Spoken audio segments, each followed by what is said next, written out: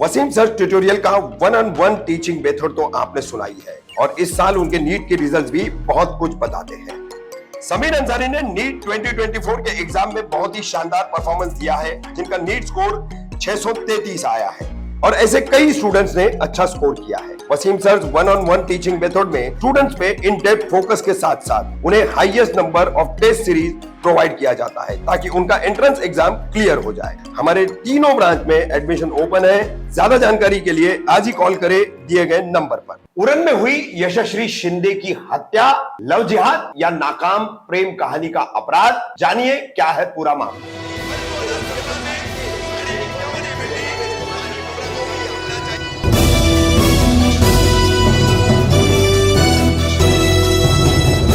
रफीक कामदार हिंदुस्तानी reporter में आपका स्वागत है। शनिवार 27 जुलाई को उड़न railway station Kotnaka petrol pump परिसर है, वहां पर झाड़ियों से एक 20 साल की युवती का शव बरामद किया जाता है। युवती की शक्ल बेहद खराब की गई है और उस पर गहरे जख्म भी है, घाव किए गए हैं। अब इस मामले में यशश्री की जो बॉडी मिली है वो 27 जुलाई को मिली है। उड़न पुलिस को फोन कॉल आती है 27 जुलाई को और एक 20 साल की युवती का शव पड़ा होने की सूचना दी जाती है। पुलिस पहुंचती है, पुलिस शव को बरामद करती है और उसके बाद शव की शिनाख्त होती है। तो पूरा मामला ऐसा है कि उड़न की ही रहने वाली 20 वर्षीय यशश्री शिंदे के तौर पर उसकी पहचान होती है। उसके परिवार का और अब हिंदुत्ववादी संगठनों का आरोप है कि ये लव जिहाद का मामला है। विस्तार से आगे बताएंगे आपको कि किस तरीके से यह पूरा मामला जो है लव जिहाद के तौर पर गरमाया जा रहा है। सबसे पहले आपको बता दें 25 जुलाई को यशश्री शिंदे अपने घर से निकलती है। वो बेलापुर में एक कंपनी में डेटा एंट्री ऑपरेटर के तौर पर काम करती है और 25 जुलाई को काम पर जाने के लिए वो निकलती है। अब मीडिया में खबरें जो आई है और परिवार ने जो जानकारी दी है तो ऐसा भी बताया जा रहा है कि वो घर से ये कहकर निकली कि वो अपनी एक सहेली से मिलने जा रही है, लेकिन शाम तक नहीं लौटी। परिवार वालों ने फिर उसकी गुमशुदगी की, मिसिंग की शिकायत पुलिस में दर्ज कराई। अब 2 दिन बाद 27 जुलाई को शव बरामद होता है एक युवती का उड़न रेलवे स्टेशन की झाड़ियों से। फिर वहां से शव बरामद करके शिनाख्त होती है। परिवार जो है शिनाख्त करता है कि यह यशश्री शिंदे है। अब बताया जाता है कि चेहरा बिगाड़ दिया गया था ताकि पहचान न हो सके और कपड़ों के आधार पर परिवार ने जो है वो इस मृतका यशश्री को पहचाना है, उसकी शिनाख्त की है। अब आइए, इसमें लव जिहाद का आरोप लगाया जा रहा है। तो सबसे पहले जब शव बरामद होता है शनिवार को तो उसके पिता का क्या कहना है, उनके साथ एक हिंदुत्ववादी संगठन के कोई कार्यकर्ता पदाधिकारी है, उनका क्या कहना है, कैसे वो लव जिहाद का आरोप लगा रहे हैं और इसमें यशश्री के मृत शरीर पर किस तरह से अत्याचार किया गया है वो भी बताया जा रहा है। हालांकि आपको बता दें कि ये सारे दावे पुलिस ने खारिज किए हैं। पुलिस कह रही है कि कम्युनल हार्मोनी को डिस्टर्ब करने के लिए यानी सांप्रदायिक सौहार्द बिगाड़ने के लिए सोशल मीडिया के जरिए गलत गलत जानकारियां फैलाई जा रही है। यशश्री शिंदे, अब इसके इस हत्या के पीछे परिवार ने नाम दिया है दाऊद शेख का। अब दाऊद शेख एक अरसा उड़न में रह रहा था और फिर 2019 के बाद वो कर्नाटक चला गया। जब यशश्री नाबालिग थी तब वो दाऊद के संपर्क में थी। उस वक्त दाऊद शेख के खिलाफ यशश्री शिंदे के साथ मॉलेस्टेशन करने का और नाबालिग होने की वजह से पोक्सो एक्ट की धाराएं 8-12 लगा करके 2019 में मामला दर्ज किया गया था। पहला भाग आपको हम पहले दिखाएंगे कि कैसे यह हत्याकांड का मामला सामने आया है जिसमें लव जिहाद का आरोप लगाया जा रहा है, जिसमें यशश्री के पिता, हिंदुत्ववादी संगठन के पदाधिकारी, कार्यकर्ता और वहां के स्थानीय विधायक क्या कह रहे हैं। ये आपको दिखाने के बाद अब हम आपको ये बता रहे कि दाऊद शेख ये आरोपी जिसकी तस्वीर अब हम आपको दिखा रहे हैं, देखिए ये दाऊद शेख 2019 में यशश्री के पिता ने उसके खिलाफ एफआईआर दर्ज कराई थी मॉलेस्टेशन और पोक्सो एक्ट की धाराओं के तहत। तो उसके बाद अब यह हत्याकांड हुआ है। तो अब पुलिस ने जब इस पर जांच की है तो मामला जो सामने आया है, पुलिस की जो जानकारी सामने आई है, अलग अलग दावे हैं। इंडिया टीवी की रिपोर्ट दावा कर रही है कि चेहरा बिगाड़ दिया गया है, तो वहीं पुलिस ने इस दावे को खारिज किया है। शर्मगाह को, गुप्तांग को क्षत विक्षत किया गया है, पुलिस ने उस दावे को भी खारिज किया है। पुलिस उपायुक्त विवेक पानसरे जो इस जोन के हैं उन्होंने मीडिया में बाइट भी दी है और उन्होंने इस संबंध में स्पष्ट किया है कि 3 वार किए गए छाती पर और पीठ पे, तो और उसी के तहत यशश्री की मौत हुई है। और उसके बाद यशश्री के शरीर पर जितने भी अन्य निशान दिख रहे, चेहरा बिगाड़ने वाली जो बात है, तो वो कुत्तों ने यशश्री के शव को झंझोड़ा है, नोचा खसोटा है और उस पर हमला किया है। ये पुलिस कंफर्म कर रही है, पुलिस इसकी पुष्टि कर रही है और कह भी रही है। पुलिस उपायुक्त कह रहे हैं और इसको सोशल मीडिया के जरिए दो समुदाय के बीच में विद्वेष निर्माण करने के लिए, जहर फैलाने के लिए, नफरत फैलाने के लिए इसको गलत तरीके से फैलाया जा रहा है। ये बात भी पुलिस कह रही है, एक उपायुक्त यानी डीसीपी लेवल के अधिकारी कह रहे हैं। बहरहाल अब दाऊद शेख की पुलिस खोज कर रही है। पुलिस ने कॉल डाटा रिकॉर्ड यशस्वी शिंदे का और दाऊद शेख का निकाला है। तो 2019 में जब दाऊद केस होने के बाद, पोक्सो और मॉलेस्टेशन का एफआईआर होने के बाद वापस कर्नाटक लौट गया है, तब भी यशस्वी उसके संपर्क में है। दोनों एक दूसरे के संपर्क में है। और फिर कॉल हिस्ट्री और लोकेशन के हिसाब से दाऊद उड़न भी आया हुआ है। तो पुलिस का पहला सस्पेक्ट वही है। हत्या का मामला पुलिस ने दर्ज किया है। अब पुलिस जो है फिलहाल आगे की बात कुछ कर नहीं रही है। जो दावे किए जा रहे हैं उसको खारिज तो कर रही है। अब दाऊद की गिरफ्तारी के लिए टीमें बनाई गई है, कर्नाटक पुलिस गई है। पुलिस का दावा है कि उनके पास प्राइमा फेसी जानकारी है, पुलिस के पास जो है लोकेशन भी है। तो उसके आधार पर दाऊद की गिरफ्तारी की जाएगी। अब दाऊद गिरफ्तार होने के बाद हत्या का अपराध पुलिस के सामने स्वीकारता है या नहीं, ये जांच की बात है। लेकिन पहला प्राइम सस्पेक्ट जो है वो दाऊद शेख ही है। तो दाऊद शेख की गिरफ्तारी के लिए कई टीमें भी जा चुकी है। अब इसमें मोर्चा भी निकाला गया रविवार को और लव जिहाद का मामला इसको बताते हुए इस पर उस तरह की कार्रवाई करने की मांग की जा रही है।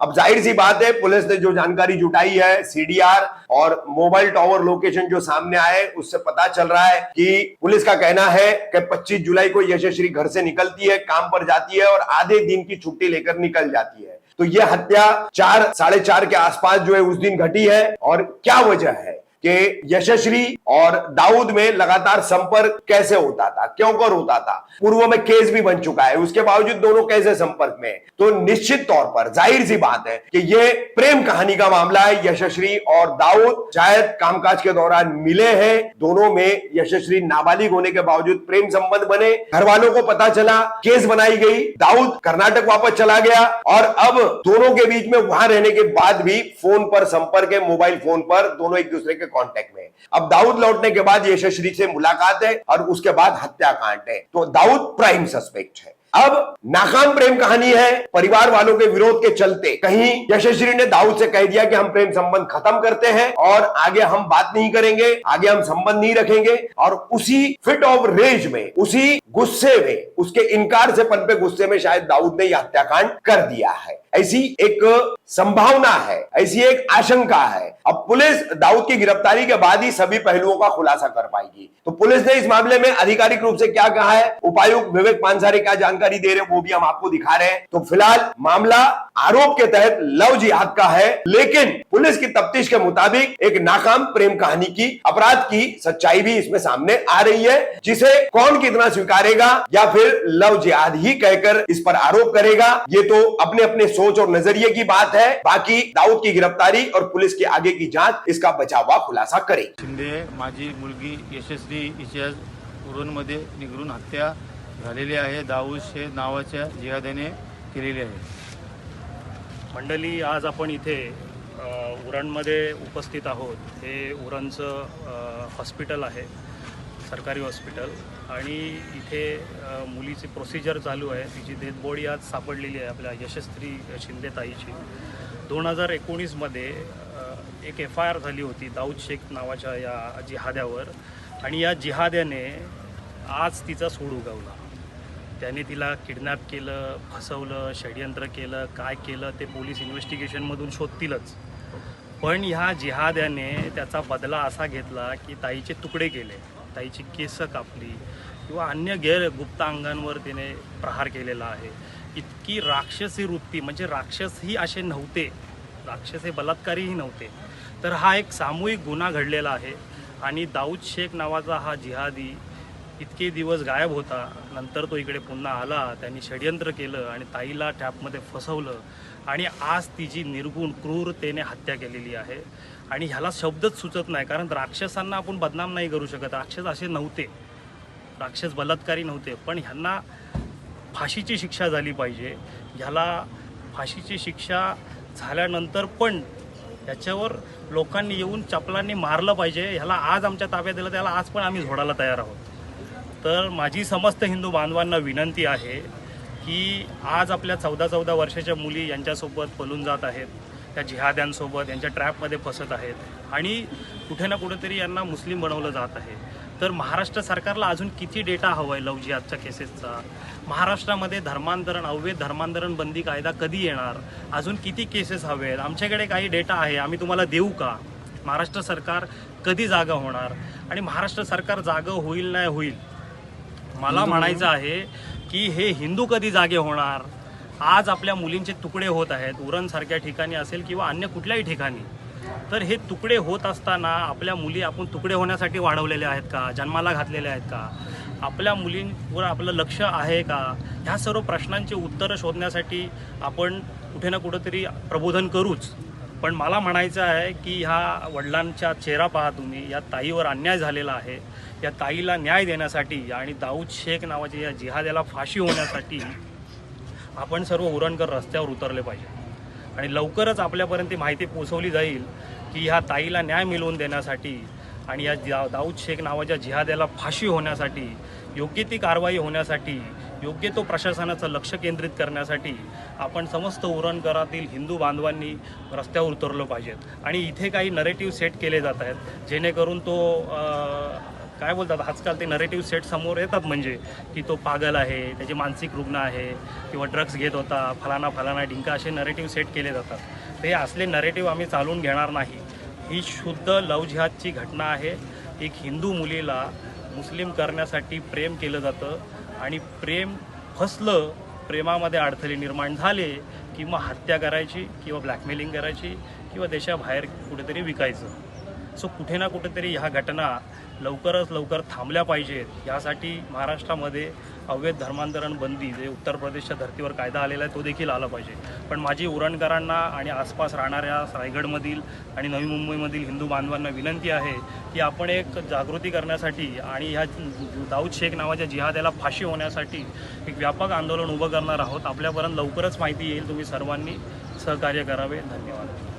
नावाची मुलगी होती आणि तिचं खून करण्यात आला आणि खून तिच्या घरच्यांनी मिसिंग दिल्यानंतर पोलिसांनी मिसिंग घेतली आहे आणि मारेकरी पोलिसांच्या मते ट्रेस झालेला आहे. म्हणजे संशयित आरोपी ट्रेस झालेला आहे. पोलीस त्याच्या मागोवर आहेत.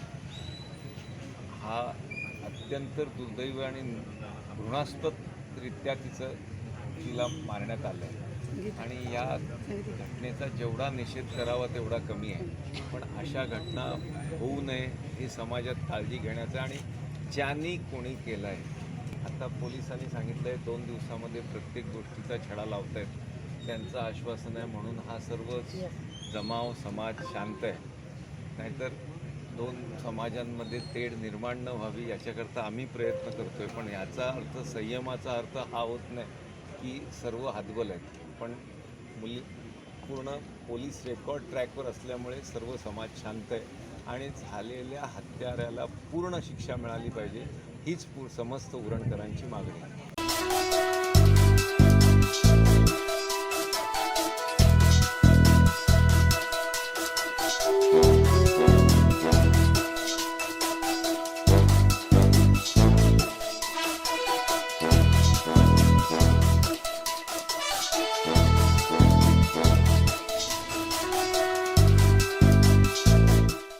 जर मुलगी ही बेलापूर या ठिकाणी नोकरीस होती, त्या दिवशी ती हाफ डे घेऊन लवकर आलेली होती आणि अंदाजे दुपारी 3:30 ते 4च्या सुमारास कदाचित तिच्याबरोबरची ही दुर्घटना घडलेली असावी, असा प्राथमिक तपास आहे.